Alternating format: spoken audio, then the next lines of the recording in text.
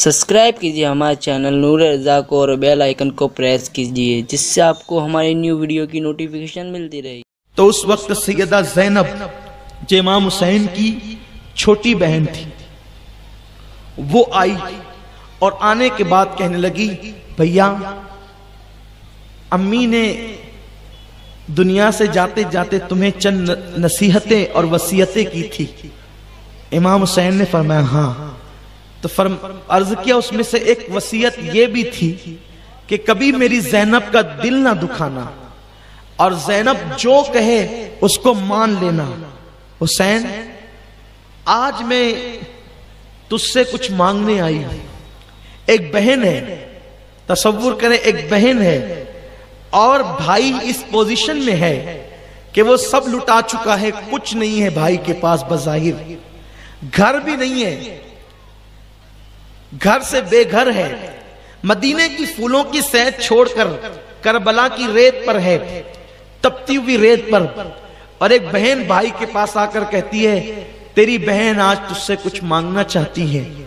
لیکن بھائی نے بہن کا اتنا خیال کیا کہ بظاہر کچھ نہ ہوتے ہوئے بھی کہا زینب جو مانگو گی دیں گے، آج مانگو کیا مانگتی ہو۔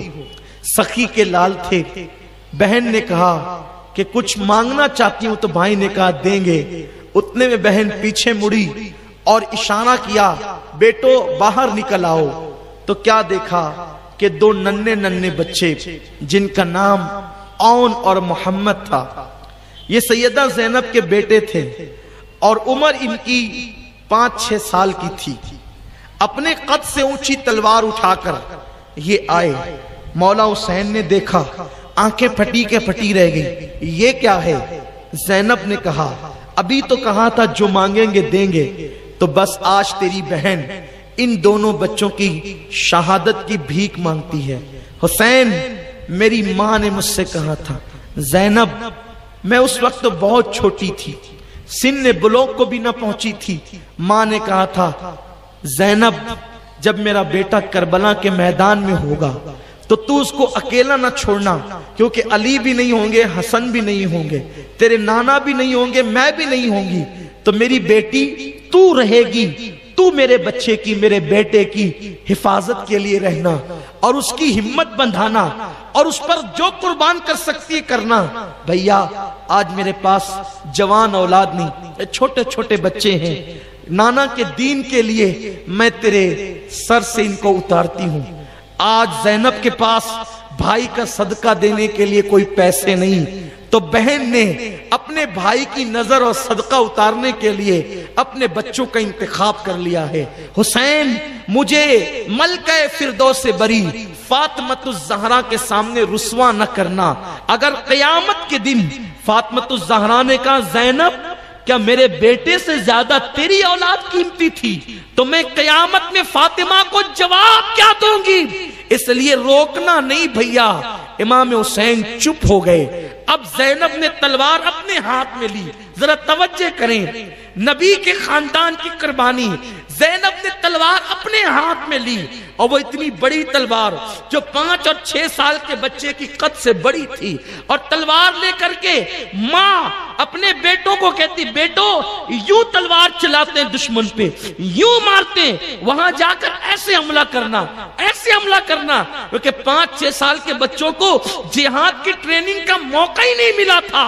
اس وقت زینب ایک عورت نہیں بلکہ علی کی بیٹی بن کر، نائب علی بن کر، علی کے خون کی آبرو بن کر اپنے بچوں کو کہہ رہی تھی یوں تلوار چلانا، اور پھر کان میں کہتی ہے جلدی بھاگو کہیں تمہارا ماموں پھر تمہیں روک نہ لے، حسین پھر تمہارے بچپن پہ ترس کھا کے تمہیں روک نہ لے۔ دونوں شہزادے گھوڑے پر ماں بٹھاتی ہے، بچے اتنے چھوٹے چھوٹے ہیں کہ گھوڑے کے ذہن پر ان کے قدم بھی نہیں ٹکتے، اور ماں بچوں کو کہتی ہے فی امان اللہ، اور آنچل پسار کر کہتی ہے اللہ فاطمہ کی طرح میرے پاس 56 سال کا بیٹا نہیں، شہربانوں کی طرح میرے پاس 18 سال کا بیٹا نہیں، ام فروا کی طرح میرے پاس 19 سال کا بیٹا نہیں، اللہ تیرے دین کے لیے یہ میری چھوٹی سی قربانی قبول کر لے۔ یہ چھوٹے چھوٹے بچے جیسے ہی گھوڑا چلاتے ہوئے میدان میں جاتے ہیں، کوئی افسانہ نہیں، تاریخی حقیقت ہے۔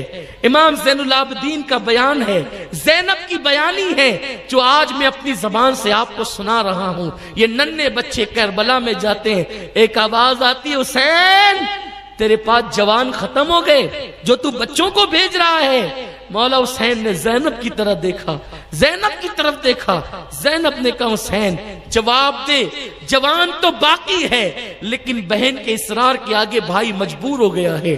اور جب ان بچوں نے تلوار چلانا شروع کیا تو اس وقت عمر بن سعد نے کہا یہ بچے جعفر طیار کے پوتے ہیں، اس لیے یہ وہ لوگ ہیں کہ جن سے تم تنہا تنہا جیت نہیں سکتے۔ اور چاروں طرف سے ان 5 اور 6 سال کے معصوم بچوں کو گھیر لیا گیا۔